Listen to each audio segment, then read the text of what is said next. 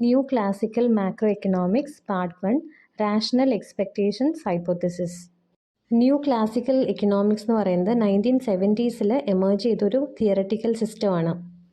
1970s stagflation എന്ന് പറയുന്നൊരു situation emerge ചെയ്തപ്പോൾ, സ്റ്റാഗ്ഫ്ലേഷൻ എന്ന് പറഞ്ഞാൽ ഇൻഫ്ലേഷൻ പ്ലസ് ഹൈ അൺഎംപ്ലോയ്മെൻ്റ് ആണ്. അപ്പോൾ ഇങ്ങനൊരു സിറ്റുവേഷൻ ഇക്കോണമി ഫേസ് ചെയ്ത സമയത്ത് കെയ്നീഷ്യൻ ഇക്കണോമിക്സിന് അതിന് അപ്രോപ്രിയേറ്റ് ആയിട്ടുള്ള ഒരു പോളിസി റെസ്പോൺസ് കൊണ്ടുവരാൻ പറ്റിയില്ല. ഈ ഒരു ബാക്ക്ഗ്രൗണ്ടിലാണ് ന്യൂ ക്ലാസിക്കൽ എക്കണോമിക്സ് എന്ന് പറയുന്ന സിസ്റ്റം എമേർജ് ചെയ്യുന്നത്. ന്യൂ ക്ലാസിക്കൽ എക്കണോമിക്സിൻ്റെ ഒറിജിൻ എന്ന് പറയുന്നത് ക്ലാസിക്കൽ എക്കണോമിക്സ് എന്ന് തന്നെയാണ്. ക്ലാസിക്കൽ എക്കണോമിക്സിൻ്റെ ഒരു മോഡേൺ റീസ്റ്റേറ്റ്മെൻ്റ് ആയിട്ടാണ് നമ്മൾ ഈ ന്യൂ ക്ലാസിക്കൽ മാക്രോ എക്കണോമിക്സിനെ കാണുന്നത്. ഈ സ്കൂൾ ഓഫ് തോട്ട് ഡെവലപ്പ് ചെയ്തത് രണ്ട് അമേരിക്കൻ എക്കണോമിസ്റ്റുകളാണ്, ഡ്യൂക്കാസ് ആൻഡ് സർജൻറ്റ്. കെയ്നീഷ്യൻ എക്കണോമിക്സിൽ പറയുന്നത് ഇക്കോണമിയിലുള്ള ഇമ്പോർട്ടൻ്റ് ആയിട്ടുള്ളൊരു ഫാക്ടറാണ് ആഗ്രിഗേറ്റ് ഡിമാൻഡ്. ഈ ആഗ്രിഗേറ്റ് ഡിമാൻഡ് ഉപയോഗിച്ച് നമുക്ക് റിയൽ വേരിയബിൾസിനെ, അതായത് ഔട്ട്പുട്ടും എംപ്ലോയ്മെൻറ്റും പോലെയുള്ള റിയൽ വേരിയബിൾസിനെ സ്റ്റെബിലൈസ് ചെയ്യാൻ പറ്റും. അതായത് അൺഎക്സ്പെക്റ്റഡ് ആയിട്ടുള്ള ചേഞ്ചസ് ഒന്നും വരാതെ ഒരു ഇക്കോണമിക്ക് സക്സസ്ഫുള്ളി ഓപ്പറേറ്റ് ചെയ്യാൻ പറ്റും. പക്ഷേ ഈ ഒരു കാര്യം ന്യൂ ക്ലാസിക്കൽ എക്കണോമിക്സിൽ അംഗീകരിക്കുന്നില്ല. The central policy tenet of the new classical economics is that stabilisation of real variables such as output and employment cannot be achieved by aggregate demand management. അതിനെ നമുക്ക് ഇങ്ങനെയും പറയാം, സിസ്റ്റമാറ്റിക് ആയിട്ടുള്ള മോണിറ്ററി പോളിസിയും ഫിസ്ക്കൽ പോളിസിയും ഉപയോഗിച്ച് നമ്മൾ aggregate ഡിമാൻഡിൽ എന്തെങ്കിലും changes വരുത്തിയാൽ തന്നെയും അതൊരിക്കലും ഔട്ട്പുട്ടിനെയോ അല്ലെങ്കിൽ എംപ്ലോയ്മെൻറ്റിനെയോ അഫക്റ്റ് ചെയ്യില്ല. അത് ഷോർട്ട് റണ്ണിൽ പോലും അഫക്റ്റ് ചെയ്യില്ല എന്നാണ് ന്യൂ ക്ലാസിക്കൽസ് പറയുന്നത്. അപ്പം ഇതിനെയാണ് ന്യൂ ക്ലാസിക്കൽ പോളിസി ഇൻഇഫക്റ്റീവ്നെസ് പ്രൊപ്പോസിഷൻ എന്ന് പറയുന്നത്. ന്യൂ ക്ലാസിക്കൽ എക്കണോമിക്സിന് മെയിൻലി 3 പ്രിൻസിപ്പിൾസ് അല്ലെങ്കിൽ ഹൈപ്പോത്തിസിസ് ആണ് ഉള്ളത്. ഒന്ന് rational expectations, 2 markets continuously clear, 3 aggregate supply hypothesis. ഇതിൽ പറഞ്ഞ 2, 3 പ്രിൻസിപ്പിൾസ് ക്ലാസിക്കൽസിൽ നമ്മൾ പറഞ്ഞിട്ടുള്ള അസംഷൻസ് ആണ്, ക്ലാസിക്കൽ എക്കണോമിക്സിൽ വരുന്ന അസംഷൻസ് ആണ്. പക്ഷേ അതിൻ്റെ അനാലിസിസ് പുതിയതാണ്. ഇതിൻ്റെ ഫസ്റ്റ് പ്രിൻസിപ്പിൾ റാഷണൽ എക്സ്പെക്റ്റേഷൻസ് എന്ന് പറയുന്നത് ടോട്ടലി ന്യൂ ഹൈപ്പോത്തിസിസ് ആണ്. ആദ്യം നമുക്ക് റാഷണൽ എക്സ്പെക്റ്റേഷൻസ് എന്താണെന്ന് നോക്കാം. ന്യൂ ക്ലാസിക്കൽ എക്കണോമിക്സിലെ ഏറ്റവും ഇമ്പോർട്ടൻ്റ് ആയിട്ടുള്ളൊരു പ്രിൻസിപ്പിളാണ് റാഷണൽ എക്സ്പെക്റ്റേഷൻസ്. ഈ ഒരു കോൺസെപ്റ്റുമായിട്ട് റിലേറ്റ് ചെയ്ത് വരുന്ന അമേരിക്കൻ എക്കണോമിസ്റ്റാണ് John Muth. Rational expectations and the theory of price movements എന്ന് പറയുന്ന അദ്ദേഹത്തിൻ്റെ വർക്കിലാണ് 1961 അദ്ദേഹം ഈ ഒരു കോൺസെപ്റ്റ് പറയുന്നത്. ന്യൂ ക്ലാസിക്കൽ എക്കണോമിസ്റ്റുകൾ പറയുന്നത് ഇക്കണോമിക് ഏജൻസ് എക്സ്പെക്റ്റേഷൻസ് ഫോം ചെയ്യുമ്പോൾ അതിൽ സിസ്റ്റമാറ്റിക് ആയിട്ടുള്ള എറേഴ്സ് ഉണ്ടാവില്ല. അതായത് അവരുടെ എക്സ്പെക്റ്റേഷൻസ് എന്ന് പറയുന്നത് റാഷണൽ എക്സ്പെക്റ്റേഷൻസ് ആണ്. ഒരു പെർട്ടിക്കുലർ വേരിയബിളിൻ്റെ ഫ്യൂച്ചർ വാല്യൂ നമ്മൾ പ്രെഡിക്റ്റ് ചെയ്യുമ്പോൾ അല്ലെങ്കിൽ അതിനെപ്പറ്റി എക്സ്പെക്റ്റേഷൻസ് ഫോം ചെയ്യുമ്പോൾ ആ വേരിയബിളുമായിട്ട് റിലേറ്റ് ചെയ്ത എല്ലാ ഇൻഫർമേഷനും നമ്മൾ കളക്ട് ചെയ്തിരിക്കണം. So, according to the hypothesis of rational expectations are formed on the basis of all available relevant information concerning the variable being predicted. അതുപോലെ the economic agents are assumed to use available information intelligently. അതായത് നമ്മളിപ്പം ഏതെങ്കിലും ഒരു വേരിയബിളിൻ്റെ future value predict ചെയ്യാൻ പോവുകയാണ് അല്ലെങ്കിൽ expectations form ചെയ്യാൻ പോവുകയാണ്. ആ വേരിയബിളിനെ നമ്മൾ ഡിപ്പെൻഡൻറ്റ് വേരിയബിൾ എന്ന് പറയും. കാരണം ഈ വേരിയബിളിൻ്റെ വാല്യൂ ഡിപ്പെൻഡ് ചെയ്യുന്നത് വേറെ കുറേ വേരിയബിൾസിലാണ്. അപ്പോൾ ഏത് വേരിയബിൾസ് ഉപയോഗിച്ചാണോ നമ്മൾ ഈ ഡിപ്പെൻഡൻറ്റ് വേരിയബിളിൻ്റെ വാല്യൂ പ്രെഡിക്റ്റ് ചെയ്യാൻ പോകുന്നത് ആ വേരിയബിൾസിനെ നമ്മൾ ഇൻഡിപെൻഡൻറ്റ് വേരിയബിൾസ് എന്നാണ് പറയുന്നത്. അപ്പോൾ ഈ ഡിപ്പെൻഡൻറ്റ് വേരിയബിൾസും ഇൻഡിപെൻഡൻറ്റ് വേരിയബിൾസും തമ്മിലുള്ള റിലേഷൻഷിപ്പ് പ്രോപ്പറായിട്ട് എക്കണോമിക് ഏജൻസ് മനസ്സിലാക്കിയിരിക്കണം. അതാ ഇവിടെ പറഞ്ഞേക്കുന്നത് they should understand the relationship between the variables they observe and the variables they are trying to predict. For example, നമുക്കിപ്പോൾ ഫ്യൂച്ചറിലുള്ള ആഗ്രിഗേറ്റ് പ്രൈസ് ലെവൽ പ്രെഡിക്റ്റ് ചെയ്യണം. That is, we are going to form expectations about the aggregate price level. നമ്മുടെ expectations rational ആണെങ്കിൽ ഈ ഒരു prediction നമ്മൾ എങ്ങനെയാണ് നടത്തുന്നതെന്ന് നോക്കാം. ഫ്യൂച്ചറിലുള്ള ആഗ്രിഗേറ്റ് പ്രൈസ് ലെവൽ പ്രെഡിക്റ്റ് ചെയ്യാൻ നമ്മൾ ആദ്യം ഈ പ്രൈസസിൻ്റെ തന്നെ പാസ്റ്റ് ബിഹേവിയർ ഒന്ന് ഒബ്സർവ് ചെയ്യും. അതായത് പാസ്റ്റ് പ്രൈസസ് ഒരു വേരിയബിൾ ആണ്. ഇനി ഈ പ്രൈസുമായിട്ട് റിലേറ്റ് ചെയ്ത വേറെ കുറേ വേരിയബിൾസ് ഉണ്ടാവും. പ്രൈസ് ലെവലിനെ ഡിറ്റർമിൻ ചെയ്യുന്ന മറ്റുള്ള വേരിയബിൾസിൻ്റെ കറണ്ട് വാല്യൂസ് നമ്മൾ നോക്കും. ഇങ്ങനെയാണ് നമ്മൾ ഫ്യൂച്ചറിലുള്ള പ്രൈസ് ലെവൽ ഡിറ്റർമിൻ ചെയ്യുന്നത്. സോ പ്രൈസസിനെ പറ്റി എക്സ്പെക്റ്റേഷൻസ് ഫോം ചെയ്യാൻ, ഫ്യൂച്ചർ പ്രൈസിനെ പറ്റി എക്സ്പെക്റ്റേഷൻ ഫോം ചെയ്യാൻ അതിൻ്റെ തന്നെ പാസ്റ്റ് ബിഹേവിയർ നമ്മൾ നോക്കും. പിന്നെ ഈ ഒരു വേരിയബിളുമായിട്ട് റിലേറ്റ് ചെയ്ത എല്ലാ വേരിയബിൾസിൻ്റെയും അവൈലബിൾ ആയിട്ടുള്ള റെലവൻറ്റ് ഇൻഫർമേഷൻ നമ്മൾ കളക്ട് ചെയ്യും. അങ്ങനെയാണ് റാഷണൽ എക്സ്പെക്റ്റേഷൻസ് നമ്മൾ ഫോം ചെയ്യുന്നത്. ഇവിടെ നമ്മൾ പറഞ്ഞു റാഷണൽ എക്സ്പെക്റ്റേഷൻസിൽ ഒരു വേരിയബിളിൻ്റെ ഫ്യൂച്ചർ വാല്യൂ പ്രെഡിക്റ്റ് ചെയ്യുമ്പോൾ അതിൻ്റെ പാസ്റ്റ് ബിഹേവിയറും അതിൻ്റെ കൂടെ തന്നെ അതുമായിട്ട് റിലേറ്റ് ചെയ്ത എല്ലാ വേരിയബിൾസിൻ്റെയും അവൈലബിൾ ആയിട്ടുള്ള റെലവൻറ്റ് ഇൻഫർമേഷൻ നമ്മൾ കളക്ട് ചെയ്യും. അതുകൊണ്ട് തന്നെ നമ്മൾ ഇതിനെ ഫോർവേഡ് ലുക്കിംഗ് എക്സ്പെക്റ്റേഷൻസ് എന്നാണ് പറയുന്നത്. ഇനി കെയ്നീഷ്യൻ മോഡൽ നോക്കിക്കഴിഞ്ഞാൽ എക്സ്പെക്റ്റേഷൻസ് എപ്പോഴും ബാക്ക്വേർഡ് ലുക്കിംഗ് ആണ്. അതായത് ഒരു വേരിയബിളിൻ്റെ എക്സ്പെക്റ്റേഷൻസ് ഫോം ചെയ്യുമ്പോൾ അതിൻ്റെ പാസ്റ്റ് ബിഹേവിയർ മാത്രമാണ് അവിടെ നോക്കുന്നത്. നമ്മൾ മേക്ക് ചെയ്യുന്ന എക്സ്പെക്റ്റേഷൻസ് റാഷണൽ ആണെങ്കിൽ ആൻറ്റിസിപ്പേറ്റഡ് പോളിസി ചേഞ്ചസും അൺആൻറ്റിസിപ്പേറ്റഡ് പോളിസി ചേഞ്ചസും പല ഇഫക്ട്സ് ആണ് അല്ലെങ്കിൽ ഡിഫറെൻറ്റ് ഇഫക്ട്സ് ആണ് ഇക്കോണമിയിൽ ക്രിയേറ്റ് ചെയ്യുന്നത്. നമ്മൾ പ്രതീക്ഷിക്കുന്ന അല്ലെങ്കിൽ മുൻകൂട്ടി കാണുന്ന ഒരു പോളിസി ചേഞ്ചാണ് ആൻറ്റിസിപ്പേറ്റഡ് പോളിസി ചേഞ്ച്. അതിൻ്റെ ഓപ്പോസിറ്റാണ് അൺആൻറ്റിസിപ്പേറ്റഡ് പോളിസി ചേഞ്ചസ്, അതായത് നമ്മൾ പ്രതീക്ഷിക്കാതെ വരുന്ന പോളിസി ചേഞ്ചസ്. ആദ്യം നമുക്ക് ആൻറ്റിസിപ്പേറ്റഡ് പോളിസി ചേഞ്ചസിൻ്റെ കേസ് നോക്കാം. എന്തുകൊണ്ട് നമ്മൾ പോളിസി ചേഞ്ചസ് ആൻറ്റിസിപ്പേറ്റ് ചെയ്യുന്നു എന്ന് വെച്ചാൽ അതിന് 2 അസംഷൻസ് ആണ് ഇവിടെ പറയുന്നത്. ഒന്ന്, the policy maker might have announced the policy change. ഗവൺമെൻറ്റോ അല്ലെങ്കിൽ ആരാണോ പോളിസി മേക്കർ അവർ ഈ പോളിസി ചേഞ്ച് അനൗൺസ് ചെയ്തിട്ടുണ്ടാവും. അല്ലെങ്കിൽ നമ്മൾ ആൻറ്റിസിപ്പേറ്റ് ചെയ്യാണ്, നേരത്തെ ഇങ്ങനൊരു സിറ്റുവേഷൻ ഉണ്ടായിരുന്നപ്പോൾ ഗവൺമെൻറ് ഈ ഒരു പോളിസിയാണ് അഡോപ്റ്റ് ചെയ്തത്. That is the public may anticipate the change because the policy maker is known to act in certain ways. Similar ആയിട്ടുള്ളൊരു സിറ്റുവേഷൻ ഉണ്ടായപ്പോൾ പോളിസി മേക്കർ ഈ ഒരു പോളിസി ആയിരുന്നു അഡോപ്റ്റ് ചെയ്തത്. അപ്പോൾ നമുക്കത് ആൻറ്റിസിപ്പേറ്റ് ചെയ്യാൻ പറ്റും. ഇതിനൊരു എക്സാമ്പിൾ പറയാം. ഇപ്പോൾ നമ്മുടെ ഇക്കോണമിയിൽ അൺഎംപ്ലോയ്മെൻറ്റ് ഇൻക്രീസ് ചെയ്യുകയാണ്. അപ്പോൾ ആ ഒരു സിറ്റുവേഷനെ കൗണ്ടറാക്ട് ചെയ്യാൻ എടുത്ത പോളിസി എന്ന് പറഞ്ഞാൽ ഗവൺമെൻറ് എടുത്ത പോളിസി എന്ന് പറഞ്ഞാൽ മണി സപ്ലൈ ഇൻക്രീസ് ചെയ്തു. അടുത്ത പീരീഡിൽ മണി സപ്ലൈ ഇൻക്രീസ് ചെയ്തു. അപ്പോൾ ഇവിടെ പബ്ലിക്കിന് മനസ്സിലായി അൺഎംപ്ലോയ്മെൻറ്റ് എന്ന് പറയുന്ന ഒരു സിറ്റുവേഷൻ വരുമ്പോൾ ഗവൺമെൻറ് എടുക്കാൻ പോകുന്ന പോളിസി എന്തായിരിക്കും? ഇൻക്രീസ് ഇൻ മണി സപ്ലൈ ആണ്. അപ്പോൾ നമുക്കത് ആൻറ്റിസിപ്പേറ്റ് ചെയ്യാൻ പറ്റില്ലേ, സിമിലർ ആയിട്ടുള്ളൊരു സിറ്റുവേഷൻ. പിന്നെ ഇക്കോണമിയിൽ അൺഎംപ്ലോയ്മെൻറ്റ് വരുമ്പോൾ നമുക്കത് ആൻറ്റിസിപ്പേറ്റ് ചെയ്യാൻ പറ്റും, ഇനിയിപ്പോൾ ഗവൺമെൻറ് മണി സപ്ലൈ ഇൻക്രീസ് ചെയ്യും എന്നുള്ള കാര്യം. നിയോ ക്ലാസിക്കൽ മോഡലിൽ ഒരു ആൻറ്റിസിപ്പേറ്റഡ് പോളിസി ചേഞ്ച് വന്നു കഴിഞ്ഞാൽ അത് ഇക്കോണമിയിലുള്ള ഔട്ട്പുട്ടിനെയും എംപ്ലോയ്മെൻറ്റിനെയും എങ്ങനെയാണ് എഫക്റ്റ് ചെയ്യുന്നതെന്നാണ് നമ്മൾ ആദ്യം നോക്കാൻ പോകുന്നത്. The effect of an anticipated policy change on output and employment. നമ്മൾ മെയിനായിട്ട് യൂസ് ചെയ്യുന്ന ഡയഗ്രത്തിൻ്റെ ബേസിക് ആയിട്ടുള്ള കാര്യങ്ങൾ പറയുന്ന ഒരു ചെറിയ ഡയഗ്രമാണിത്. ഈ ഡയഗ്രത്തിൻ്റെ ആദ്യത്തെ പാർട്ടിൽ കാണിച്ചേക്കുന്നത് ആഗ്രിഗേറ്റ് സപ്ലൈ കർവും ആഗ്രിഗേറ്റ് ഡിമാൻഡ് കർവും ആണ്, അതായത് പ്രോഡക്റ്റ് മാർക്കറ്റ് ആണത്. ഇനി രണ്ടാമത്തെ പാർട്ടിൽ കാണിച്ചേക്കുന്നത് ലേബർ മാർക്കറ്റ് ആണ്. അവിടെ നമുക്ക് ഡിമാൻഡ് കർവ് ഓഫ് ലേബറും സപ്ലൈ കർവ് ഓഫ് ലേബറും കാണാം. ഇനി ഡയഗ്രത്തിൻ്റെ ഫസ്റ്റ് പാർട്ടിലേക്ക് നോക്കുക. അവിടെ എക്സ് ആക്സിസിൽ കാണിക്കുന്നത് ഔട്ട്പുട്ടും വൈ ആക്സിസിൽ കാണിച്ചേക്കുന്നത് ആഗ്രിഗേറ്റ് പ്രൈസ് ലെവലുമാണ്. ഇവിടെ YD ആണ് ആഗ്രിഗേറ്റ് ഡിമാൻഡ് കർവ്. ഈ ഡിമാൻഡ് കർവിനെ എഫക്റ്റ് ചെയ്യുന്ന പോളിസി വേരിയബിൾസ് ആണ് M, G, T and I. M എന്ന് പറഞ്ഞാൽ മണി സപ്ലൈ, G എന്ന് പറഞ്ഞാൽ government spending, T is the tax collections and I is the autonomous investment. ഇവിടെ ഇനീഷ്യൽ പീരീഡിനെ കാണിക്കാൻ വേണ്ടിയിട്ടാണ് നമ്മൾ M0, G0, T0 എന്നൊക്കെ പറഞ്ഞ് കാണിച്ചിട്ടുള്ളത്. ഇനി ആഗ്രിഗേറ്റ് സപ്ലൈ കർവ് ആണ്. ആഗ്രിഗേറ്റ് സപ്ലൈ കർവിനെ നമ്മൾ YS ഉപയോഗിച്ചാണ് കാണിച്ചേക്കുന്നത്. അതൊരു അപ്വേർഡ് സ്ലോപ്പിംഗ് ആയിട്ടുള്ള കർവാണ്. ഈ സെയിം പോളിസി വേരിയബിൾസ് തന്നെയാണ് ആഗ്രിഗേറ്റ് സപ്ലൈയും എഫക്റ്റ് ചെയ്യുന്നത്. ആഗ്രിഗേറ്റ് ഡിമാൻഡ് കർവിൻ്റെയും ആഗ്രിഗേറ്റ് സപ്ലൈ കർവിൻ്റെയും ഇൻ്റർസെക്ഷൻ പോയിൻ്റ് ആണ് ആഗ്രിഗേറ്റ് പ്രൈസ് ലെവൽ എന്ന് പറയുന്നത്. ഇക്വിലിബ്രിയം പ്രൈസ് ലെവൽ P0യും ഔട്ട്പുട്ട് ലെവൽ Y0യും ആണ്. ഇനി ലേബർ മാർക്കറ്റിനെ കാണിക്കുന്ന പാർട്ടിലേക്ക് ശ്രദ്ധിക്കുക. അവിടെ എക്സ് ആക്സിസിൽ കാണിക്കുന്നത് എംപ്ലോയ്മെൻ്റ് ആണ്, വൈ ആക്സിസിൽ മണി വേജസ് ആണ്. ഡിമാൻഡ് കർവ് ഫോർ ലേബർ എന്ന് പറയുന്നത് ഡൗൺവേർഡ് സ്ലോപ്പിംഗ് ആയിട്ടുള്ള കർവാണ്. ND എന്ന് പറയുന്ന നൊട്ടേഷൻ ഉപയോഗിച്ചാണ് നമ്മളത് കാണിച്ചേക്കുന്നത്. ഡിമാൻഡ് കർവ് ഫോർ ലേബറിനെ ഡിറ്റർമിൻ ചെയ്യുന്ന ഫാക്ടർ എന്ന് പറയുന്നത് P0 ആണ്, അതായത് ആഗ്രിഗേറ്റ് പ്രൈസ് ലെവലാണ്. ഇനി അടുത്തത് സപ്ലൈ കർവ് ഫോർ ലേബർ നോക്കാം. അതൊരു അപ്വേർഡ് സ്ലോപ്പിംഗ് ആയിട്ടുള്ള കർവാണ്.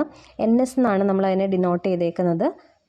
നമ്മൾ നേരത്തെ പറഞ്ഞ എല്ലാ പോളിസി വേരിയബിൾസും സപ്ലൈ ഓഫ് ലേബറിനെ എഫക്റ്റ് ചെയ്യുന്ന ഫാക്ടേഴ്സാണ്. ഇവിടെ ഒരു കാര്യം പ്രത്യേകം ശ്രദ്ധിക്കണം.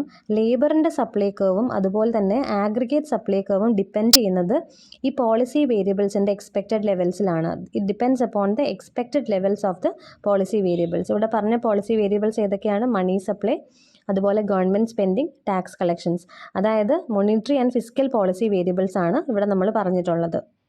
മൊണിറ്ററി പോളിസി എന്ന് പറയുമ്പോൾ സെൻട്രൽ ബാങ്കിൻ്റെ പോളിസീസും അതായത് മണി സപ്ലൈ ഒക്കെ അതിൽ വരുന്നതാണ്. പിന്നെ ഫിസ്ക്കൽ പോളിസി എന്ന് പറയുമ്പോൾ ഗവൺമെൻറ്റിൻ്റെ പോളിസിയാണ്. എക്സാമ്പിൾ ഈ ടാക്സും സ്പെൻഡിങ്ങും ഒക്കെ, ഗവൺമെൻറ് സ്പെൻഡിങ്ങും ഒക്കെ അതിൽ വരുന്നതാണ്. ഡിമാൻഡ് കർവ് ഫോർ ലേബറും സപ്ലൈ കർവ് ഫോർ ലേബറും ഇൻ്റർസെക്റ്റ് ചെയ്യുന്ന ആ ഒരു പോയിൻ്റാണ് ഇക്വിലിബ്രിയം വേജ് റേറ്റ് എന്ന് പറയുന്നത്. അപ്പോൾ ഇവിടുത്തെ മണി വേജ് റേറ്റ് എന്ന് പറയുന്നത് W0 ആണ്. അതുപോലെ employment level in the economy എന്ന് പറയുന്നത് N0 ആണ്. ഈ ഒരു ഡയഗ്രാം ഉപയോഗിച്ചാണ് നമ്മൾ ആൻറ്റിസിപ്പേറ്റഡ് പോളിസി ചേഞ്ചിൻ്റെയും അൺആൻറ്റിസിപ്പേറ്റഡ് പോളിസി ചേഞ്ചിൻ്റെയും ഇഫക്റ്റ്, ഔട്ട്പുട്ടിലും എംപ്ലോയ്മെൻറ്റിലുമുള്ള ഇഫക്റ്റ് എക്സ്പ്ലെയിൻ ചെയ്യാൻ പോകുന്നത്. നേരത്തെ പറഞ്ഞതുപോലെ ആദ്യം നമ്മൾ നോക്കാൻ പോകുന്നത് ആൻറ്റിസിപ്പേറ്റഡ് പോളിസി ചേഞ്ചിൻ്റെ ഇഫക്റ്റ് ആണ്. ഈ പോളിസി ചേഞ്ച് നമ്മൾ എങ്ങനെയാണ് ആൻറ്റിസിപ്പേറ്റ് ചെയ്യുന്നത്? ഇത് നമ്മൾ നേരത്തെ പറഞ്ഞ കാര്യമാണ്. ഒന്നിൽ അനൗൺസ് ചെയ്യുമ്പോൾ നമുക്ക് മനസ്സിലാവും, അല്ലെങ്കിൽ ഇതൊരു സിസ്റ്റമാറ്റിക് പോളിസി ആയിരിക്കാം. അതുകൊണ്ട് നമ്മളത് പ്രെഡിക്റ്റ് ചെയ്തെടുക്കും. നേരത്തെ നമ്മളൊരു എക്സാമ്പിൾ പറഞ്ഞിരുന്നു. ഇപ്പോൾ ഇക്കോണമിയിലുള്ള അൺഎംപ്ലോയ്മെൻറ്റ് റേറ്റ് കൂടുകയാണ്. അങ്ങനെ വരുമ്പോൾ പോളിസി മേക്കേഴ്സ് എന്ത് ചെയ്യും? മണി സപ്ലൈ ഇൻക്രീസ് ചെയ്യും. ഒരു പീരീഡിൽ അൺഎംപ്ലോയ്മെൻറ്റ് റേറ്റ് കൂടിക്കഴിഞ്ഞാൽ തൊട്ടടുത്ത പീരീഡിൽ അവർ മണി സപ്ലൈ ഇൻക്രീസ് ചെയ്തിരിക്കും. ഇത് സിസ്റ്റമാറ്റിക് ആയിട്ടുള്ളൊരു പോളിസി റെസ്പോൺസ് ആണെങ്കിൽ സിമിലർ ആയിട്ടുള്ള ഒരു പ്രോബ്ലം വരുമ്പോൾ നമുക്ക് ഈസി ആയിട്ടത് പ്രെഡിക്റ്റ് ചെയ്യാം. ഇനിയിപ്പോൾ എന്ത് പോളിസി ആയിരിക്കും പോളിസി മേക്കേഴ്സ് എടുക്കാൻ പോകുന്നതെന്നുള്ളത്. ഇനി നമുക്ക് ഡയഗ്രാം ഉപയോഗിച്ച് ഇത് എക്സ്പ്ലെയിൻ ചെയ്യാം. നമ്മൾ ഇനീഷ്യൽ കണ്ടീഷൻസ് എല്ലാം ആദ്യത്തെ ഡയഗ്രത്തിൽ പറഞ്ഞു. ഇവിടുത്തെ ആൻറ്റിസിപ്പേറ്റഡ് പോളിസി ചേഞ്ച് എന്ന് പറയുന്നത് ഇൻക്രീസ് ഇൻ മണി സപ്ലൈ ആണ്. അതായത് ഇവിടെ അൺഎംപ്ലോയ്മെൻ്റ് എന്ന് പറയുന്ന ഒരു പ്രോബ്ലം ഉണ്ടായിക്കഴിഞ്ഞാൽ പോളിസി മേക്കേഴ്സ് അടുത്തൊരു പീരീഡിൽ മണി സപ്ലൈ ഇൻക്രീസ് ചെയ്യുമെന്ന് ലേബർ സപ്ലയേഴ്സ് ആൻറ്റിസിപ്പേറ്റ് ചെയ്ത് കഴിഞ്ഞാൽ അത് ഔട്ട്പുട്ടിലും എംപ്ലോയ്മെൻറ്റിലും വരുത്തുന്ന മാറ്റങ്ങളാണ് നമ്മൾ പറയാൻ പോകുന്നത്. നമ്മൾ സ്റ്റാർട്ട് ചെയ്യുന്നത് ഡയഗ്രത്തിൻ്റെ ഫസ്റ്റ് പാർട്ടിൽ നിന്നാണ്. മണി സപ്ലൈ ഇൻക്രീസ് ചെയ്ത് കഴിഞ്ഞാൽ ആഗ്രിഗേറ്റ് ഡിമാൻഡ് കൂടും. ആഗ്രിഗേറ്റ് ഡിമാൻഡ് കൂടുമ്പോൾ ആഗ്രിഗേറ്റ് ഡിമാൻഡ് കർവ് റൈറ്റിലേക്ക് ഷിഫ്റ്റ് ചെയ്യും. നമ്മുടെ ഇനീഷ്യൽ ആഗ്രിഗേറ്റ് ഡിമാൻഡ് കർവ് എന്ന് പറയുന്നത് YD ആണ്. ഇനീഷ്യൽ പീരീഡിൽ നമ്മൾ കാണിക്കുന്ന വേരിയബിൾസിനെയാണ് 0 വെച്ച് കാണിച്ചിട്ടുള്ളത്. YD M1 എന്ന് കാണിച്ചേക്കുന്നതാണ് നമ്മുടെ ഷിഫ്റ്റ് ചെയ്ത ആഗ്രിഗേറ്റ് ഡിമാൻഡ് കർവ്. ഇവിടെ ആഗ്രിഗേറ്റ് സപ്ലൈ കർവ് ഷിഫ്റ്റ് ചെയ്യാതെ ആഗ്രിഗേറ്റ് ഡിമാൻഡ് കർവ് മാത്രം ഷിഫ്റ്റ് ചെയ്യുകയാണെങ്കിൽ പ്രൈസ് ലെവൽ P-1ലേക്ക് റൈസ് ചെയ്തു. അതുപോലെ ഔട്ട്പുട്ട് ലെവലും Y0 ഇന്ന് Y-1ലേക്ക് റൈസ് ചെയ്തതായിട്ട് കാണാം. അപ്പോൾ ഇവിടെ ഉണ്ടായ ആദ്യത്തെ ചേഞ്ച് എന്താണ്? പ്രൈസ് ലെവൽ P-1 ആയിട്ടും ഔട്ട്പുട്ട് ലെവൽ Y-1 ആയിട്ടും കൂടി. ഇനി നിങ്ങൾ ഡയഗ്രത്തിൻ്റെ രണ്ടാമത്തെ പാർട്ടിലേക്ക് നോക്കണം. പ്രൈസ് ലെവൽ P0 ഇന്ന് P-1 ആയിട്ട് റൈസ് ചെയ്യുമ്പോൾ ലേബർ ഡിമാൻഡ് കർവ് ND-P0യിൽ നിന്ന് ND-P-1ലേക്ക് ഷിഫ്റ്റ് ചെയ്തതായിട്ട് നമുക്ക് കാണാം. ഈ ഒരു ഷിഫ്റ്റ് നിങ്ങൾ നോക്കേണ്ടത് P-1 എന്ന് പറയുന്ന പ്രൈസ് ലെവലിൻ്റെ നേരെ ലേബർ മാർക്കറ്റിൻ്റെ സൈഡിലേക്കാണ്. ലേബറിൻ്റെ സപ്ലൈ കർവ് ഷിഫ്റ്റ് ചെയ്യാതെ ലേബറിൻ്റെ ഡിമാൻഡ് കർവ് മാത്രം ഷിഫ്റ്റ് ചെയ്യുമ്പോൾ വേജ് റേറ്റ് അവിടെ ഇൻക്രീസ് ചെയ്തതായിട്ട് നമുക്ക് കാണാം. അപ്പോൾ ഇപ്പോഴത്തെ വേജ് റേറ്റ് എന്ന് പറയുന്നത് W-1 ആണ്. അതായത് W0യിൽ നിന്ന് വേജ് റേറ്റ് W-1 ആയിട്ട് ഇൻക്രീസ് ചെയ്തു. അതുപോലെ എംപ്ലോയ്മെൻറ്റും N0യിൽ നിന്ന് N-1ലേക്ക് ഇൻക്രീസ് ചെയ്തു. ഇത്രയും നേരം പറഞ്ഞത് വെച്ച് നമ്മുടെ പ്രൈസ് ലെവൽ ഇൻക്രീസ് ചെയ്തിട്ടുണ്ട്, വേജ് റേറ്റ് ഇൻക്രീസ് ചെയ്തിട്ടുണ്ട്, ഔട്ട്പുട്ട് ലെവൽ ഇൻക്രീസ് ചെയ്തിട്ടുണ്ട്, അതുപോലെ എംപ്ലോയ്മെൻറ്റും ഇൻക്രീസ് ചെയ്തിട്ടുണ്ട്. ഇനി ഇവിടെ ശ്രദ്ധിക്കേണ്ട ഒരു കാര്യം, ന്യൂ ക്ലാസിക്കൽ മോഡലിൽ ആഗ്രിഗേറ്റ് സപ്ലൈ കർവും അതുപോലെ തന്നെ ലേബർ സപ്ലൈ കർവും ഷോർട്ട് റണ്ണിൽ ഫിക്സ്ഡ് അല്ല. അതായത് ആ രണ്ട് കർവ്സും ഷോർട്ട് റണ്ണിൽ ഷിഫ്റ്റ് ചെയ്യാനുള്ള ചാൻസസ് ഉണ്ട്. ഈ മോഡൽ അനുസരിച്ച് ഒരു എക്സ്പാൻഷണറി പോളിസി ആക്ഷൻ, അതായത് മണി സപ്ലൈ ഇൻക്രീസ് ചെയ്യും എന്നുള്ളൊരു പോളിസി ആക്ഷൻ ആൻറ്റിസിപ്പേറ്റ് ചെയ്തതാണ്. അതുകൊണ്ട് തന്നെ അവിടെ എക്സ്പെക്റ്റഡ് മണി സപ്ലൈയുടെ ലെവലും ഇൻക്രീസ് ചെയ്യും. ഇങ്ങനെ എക്സ്പെക്റ്റഡ് മണി സപ്ലൈയുടെ ലെവൽ ഇൻക്രീസ് ചെയ്ത് കഴിഞ്ഞാൽ അവിടെ എക്സ്പെക്റ്റഡ് പ്രൈസ് ലെവലും ഇൻക്രീസ് ചെയ്യും. കാരണം മണി സപ്ലൈ ഇൻക്രീസ് ചെയ്ത് കഴിഞ്ഞാൽ അതിനൊരു ഇൻഫ്ലേഷണറി ഇഫക്റ്റ് ഉണ്ടാകുമെന്ന് നമുക്കറിയാം. ഇവിടുത്തെ ഇൻഫ്ലേഷണറി ഇഫക്റ്റ് എന്ന് പറഞ്ഞാൽ എന്താ? ഇക്കോണമിയുടെ മണി സപ്ലൈ ഇപ്പോൾ കൂടുകയാണ്. അപ്പോൾ കൂടുതൽ ആൾക്കാരും ഒരുപാട് ഗുഡ്സ് ആൻഡ് സർവീസസ് ഡിമാൻഡ് ചെയ്യാൻ തുടങ്ങും. അപ്പോൾ ഈ ഡിമാൻഡിനെ മീറ്റ് ചെയ്യാനുള്ള സപ്ലൈ ഇക്കോണമിയിൽ ഉണ്ടാവില്ല. അങ്ങനെ ഇൻഫ്ലേഷണറി ഇഫക്റ്റ് അവിടെ ഉണ്ടാവും, പ്രൈസ് ലെവൽ അവിടെ കൂടും. ഇവിടെ റാഷണൽ എക്സ്പെക്റ്റേഷൻസ് ആയതുകൊണ്ട് തന്നെ labour suppliers will understand the inflationary effect of the increase in money supply. അങ്ങനെ വരുമ്പോൾ ലേബർ സപ്ലൈ ഷെഡ്യൂളും അതുപോലെ ആഗ്രിഗേറ്റ് സപ്ലൈ ഷെഡ്യൂളും രണ്ടും ലെഫ്റ്റിലേക്ക് ഷിഫ്റ്റ് ചെയ്യും. ഡയഗ്രത്തിൻ്റെ ആദ്യത്തെ പാർട്ടിലേക്ക് നോക്കുക. ഇവിടെ ആഗ്രിഗേറ്റ് സപ്ലൈ ഷെഡ്യൂൾ YS-M0യിൽ നിന്ന് YS-M1ലേക്ക് ലെഫ്റ്റോട് ഷിഫ്റ്റ് ചെയ്തതായിട്ട് കാണാം. ഇവിടെ ബ്രാക്കറ്റിൽ M1, ... ഇട്ടേക്കുന്ന എന്താണ്? അതായത് ആഗ്രിഗേറ്റ് സപ്ലൈ എഫക്റ്റ് ചെയ്യുന്ന ബാക്കിയുള്ള പോളിസി വേരിയബിൾസ് ആണ്. ഇവിടെ ബാക്കി എല്ലാ പോളിസി വേരിയബിൾസും കാണിച്ചിട്ടില്ല എന്നേ ഉള്ളൂ. മണി സപ്ലൈ മാത്രമേ നമ്മളിവിടെ കാണിച്ചിട്ടുള്ളൂ. ഇനി ഡയഗ്രത്തിൻ്റെ രണ്ടാമത്തെ പാർട്ടിലേക്ക് നോക്കുമ്പോൾ ലേബറിൻ്റെ സപ്ലൈ കർവ് NS-M0 എന്ന് എഴുതിയേക്കുന്നതിൽ നിന്ന് ലെഫ്റ്റ്വേർഡ് ഷിഫ്റ്റ് ചെയ്ത് NS-M1ലേക്ക് വന്നതായിട്ട് കാണാം. സോ ന്യൂ ക്ലാസിക്കൽ മോഡലിൽ ആഗ്രിഗേറ്റ് സപ്ലൈ കർവും അതുപോലെ ലേബർ സപ്ലൈ കർവും ഡിപ്പെൻഡ് ചെയ്യുന്നത് കറണ്ട് വേരിയബിൾസിൻ്റെ, അതായത് മോണിറ്ററി ആൻഡ് ഫിസിക്കൽ പോളിസി വേരിയബിൾസിൻ്റെ റാഷണലി ഫോംഡ് എക്സ്പെക്റ്റേഷൻസിലാണ്. അതുകൊണ്ടാണ് ഷോർട്ട് റണ്ണിൽ ഈ രണ്ട് കർവ്സും ലെഫ്റ്റ്വേർഡ് ഷിഫ്റ്റ് ചെയ്യുന്നത്. ഇനി എഗൻ നിങ്ങൾ ഡയഗ്രത്തിൻ്റെ ഫസ്റ്റ് പാർട്ടിലേക്ക് നോക്കുക. ഇവിടെ ആഗ്രിഗേറ്റ് സപ്ലൈ കർവ് ലെഫ്റ്റിലേക്ക് മൂവ് ചെയ്തപ്പോൾ അത് പുതിയതായിട്ട് ഷിഫ്റ്റ് ചെയ്ത ആഗ്രിഗേറ്റ് ഡിമാൻഡ് കർവിനെ ടച്ച് ചെയ്തേക്കുന്ന അല്ലെങ്കിൽ ഇൻ്റർസെക്റ്റ് ചെയ്തേക്കുന്ന പോയിൻറ്റ് B ആണ്. B എന്ന് പറയുന്ന പോയിന്റിൽ നോക്കിയാൽ നമുക്ക് മനസ്സിലാവും പ്രൈസ് ലെവൽ P1 ആയിട്ട് റൈസ് ചെയ്തിട്ടുണ്ട്. അതുപോലെ നമ്മുടെ ഔട്ട്പുട്ട് ലെവൽ Y-1 എന്ന് ഫോൾ ചെയ്ത് നമ്മുടെ പഴയ ലെവൽ ഓഫ് ഔട്ട്പുട്ടിലേക്ക് എത്തിയിട്ടുണ്ട്. Y0 ആണ് അവിടുത്തെ ഔട്ട്പുട്ട് ലെവൽ. ഈ പ്രൈസ് ലെവൽ എന്ന് പറയുന്ന ഒരു വേരിയബിൾ ആണ് ഡിമാൻഡ് ഫോർ ലേബറിനെ ഡിറ്റർമിൻ ചെയ്യുന്നത്. നമ്മൾ ആദ്യം പറഞ്ഞതാണ്. അത് ആ ഡയഗ്രത്തിൽ നോക്കിയാലും നിങ്ങൾക്ക് വ്യക്തമായിട്ട് മനസ്സിലാവും. അതായത് പ്രൈസ് ലെവൽ P0 ആയിരുന്നപ്പോൾ നമ്മുടെ ഡിമാൻഡ് കർവ് ഫോർ ലേബർ എന്ന് പറയുന്നത് ND ആയിട്ടാണ് കാണിച്ചേക്കുന്നത്. പ്രൈസ് ലെവൽ P-1 ആയിരിക്കുമ്പോൾ ആ ഡിമാൻഡ് കർവ് മുകളിലേക്ക് ഷിഫ്റ്റ് ചെയ്ത് ND ആയി.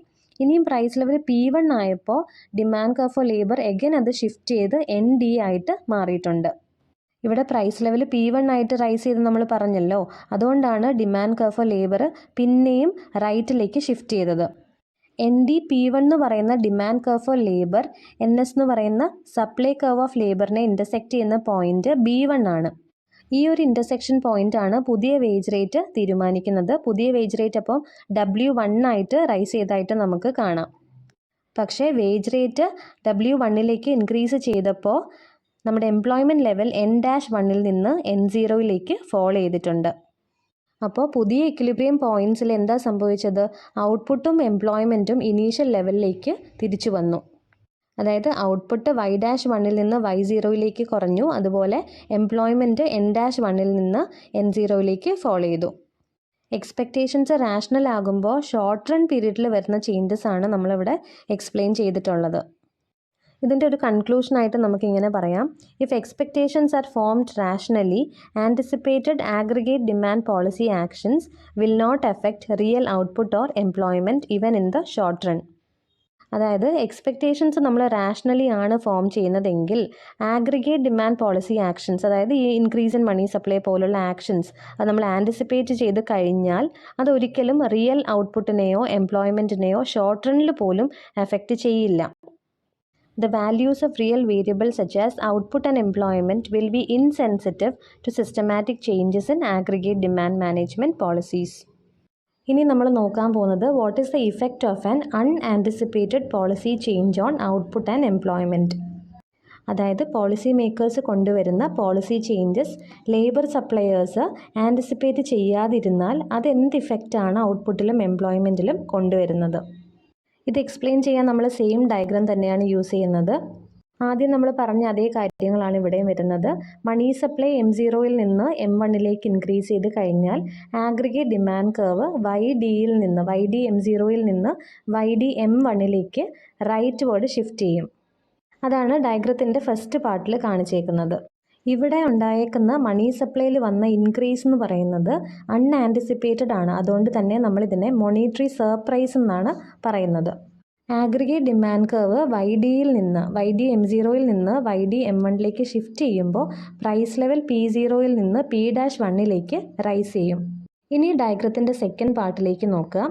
പ്രൈസ് ലെവൽ P-1ലേക്ക് റൈസ് ചെയ്യുമ്പോൾ ലേബർ ഡിമാൻഡ് കർവ് ND-P0യിൽ നിന്ന് ND-P-1ലേക്ക് ഷിഫ്റ്റ് ചെയ്യും. അതായത് റൈറ്റ് വേർഡ് ഷിഫ്റ്റ് ചെയ്യും. ഇവിടെ ലേബർ ഡിമാൻഡ് കർവ് റൈറ്റിലേക്ക് ഷിഫ്റ്റ് ചെയ്യുമ്പോൾ വേജ് റേറ്റ് W-1ലേക്ക് റൈസ് ചെയ്തതായിട്ട് കാണാം. അതോടൊപ്പം നമ്മുടെ എംപ്ലോയ്മെൻറ്റ് ലെവലും N0യിൽ നിന്ന് N-1ലേക്ക് റൈസ് ചെയ്തിട്ടുണ്ട്.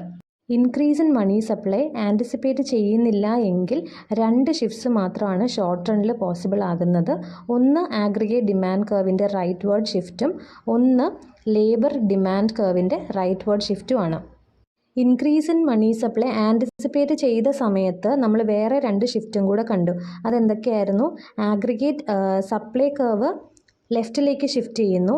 അതോടൊപ്പം തന്നെ ലേബർ സപ്ലൈ കർവും ലെഫ്റ്റിലേക്ക് ഷിഫ്റ്റ് ചെയ്യുന്നു. പക്ഷേ ആ രണ്ട് ഷിഫ്റ്റുകളും money supply, increase in money supply unanticipated ആണെങ്കിൽ വരില്ല. സോ ഇവിടുത്തെ കൺക്ലൂഷനായിട്ട് നമുക്ക് ഇങ്ങനെ പറയാം, when the increase in money supply is unanticipated the new classical model indicates that output and employment will be affected. അതായത് ഇവിടെ ആഗ്രിഗേറ്റ് ഡിമാൻഡ് റൈറ്റ്വേർഡ് ഷിഫ്റ്റ് ചെയ്തപ്പോൾ പ്രൈസ് ലെവൽ കൂടിയെന്ന് നമ്മൾ പറഞ്ഞു. അതോടൊപ്പം ഇക്കോണമിയിലുള്ള ഔട്ട്പുട്ടും Y0യിൽ നിന്ന് Y-1ലേക്ക് ഇൻക്രീസ് ചെയ്തു. അതായത് ഔട്ട്പുട്ടിനെ അത് എഫക്റ്റ് ചെയ്തിട്ടുണ്ട്. അതുപോലെ ലേബർ ഡിമാൻഡ് കർവ് റൈറ്റ്വേർഡ് ഷിഫ്റ്റ് ചെയ്തപ്പോൾ അവിടുത്തെ വേജ് റേറ്റ് W0യിൽ നിന്ന് W-1ലേക്ക് ഇൻക്രീസ് ചെയ്തു. അതോടൊപ്പം തന്നെ എംപ്ലോയ്മെൻറ്റും N0യിൽ നിന്ന് N-1ലേക്ക് ഇൻക്രീസ് ചെയ്തു. അപ്പോൾ എംപ്ലോയ്മെൻറ്റിനെയും increase in money supply affect ചെയ്തിട്ടുണ്ട്. In case increase in money supply നമ്മൾ ആൻറ്റിസിപ്പേറ്റ് ചെയ്തിരുന്നുവെങ്കിൽ വേറെ രണ്ട് ഷിഫ്റ്റും കൂടി ഇവിടെ പോസിബിൾ ആകുമായിരുന്നു. ഏതൊക്കെയാണ്? ആഗ്രിഗേറ്റ് സപ്ലൈ കർവും അതുപോലെ ലേബർ സപ്ലൈ കർവും. ഇത് രണ്ടും ലെഫ്റ്റ്വേർഡ് ഷിഫ്റ്റ് ചെയ്യും. ലെഫ്റ്റ്വേർഡ് ഷിഫ്റ്റ് ചെയ്യുമ്പോൾ എന്ത് സംഭവിക്കും? ഈ ഇൻക്രീസ് ചെയ്ത ഔട്ട്പുട്ടും എംപ്ലോയ്മെൻറ്റും അവരുടെ ഇനീഷ്യൽ ലെവലിലേക്ക് തിരിച്ചു പോകും. അതായത് Y0യിലേക്കും N0യിലേക്കും തിരിച്ചു പോകും. അപ്പോൾ നമുക്ക് പറയാം ഔട്ട്പുട്ടിനെയും എംപ്ലോയ്മെൻറ്റിനെയും എഫക്റ്റ് ചെയ്യില്ല എന്നുള്ളത്. ഇഫക്റ്റ് ഓഫ് അൺആൻറ്റിസിപ്പേറ്റഡ് പോളിസി ചേഞ്ചിൻ്റെ റിസൾട്ട് എന്ന് പറയുന്നത് കെയ്നീഷ്യൻ മോഡലിന് സിമിലർ ആണ്. കാരണം കെയ്നീഷ്യൻ മോഡലിലും ഷോർട്ട് റണ്ണിൽ ആകെ രണ്ട് കർവുകൾ മാത്രമേ ഷിഫ്റ്റ് ചെയ്യുന്നുള്ളൂ, ആഗ്രിഗേറ്റ് ഡിമാൻഡ് കർവും ലേബർ ഡിമാൻഡ് കർവും. അതുകൊണ്ട് തന്നെ കെയ്നീഷ്യൻ മോഡലിലും ഔട്ട്പുട്ടും എംപ്ലോയ്മെൻറ്റും ഇൻക്രീസ് ചെയ്യുന്നതായിട്ടാണ് നമ്മൾ കാണുന്നത്.